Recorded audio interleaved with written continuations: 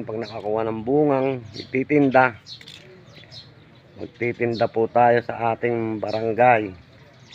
Pag kami po yung nakapagtinda, makakaipon po tayo ng porsyento.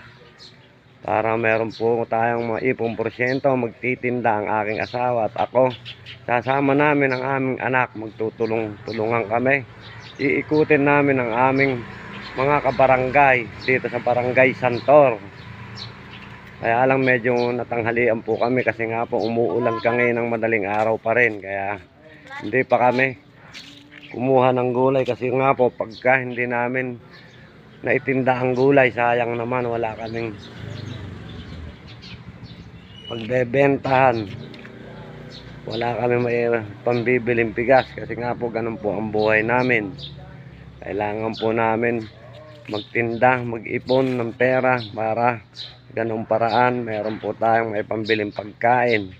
Ganun po talaga ang aming pamumuhay. Ang kasabihan nga, kung hindi kami kumahig, hindi kami tutuka. Yun po ang kasabihan sa atin ng mga matatanda nung araw. Kaya eto kami ngayon nagtsatsaga, nagpupursigi, nagsusumikap para sa ikabubuti ng aming pamumuhay sa pang-araw-araw na gastusin. At yun po talaga ang aming ginagawa para mairaos namin ang pangangailangan ng aking pamilya. Ang una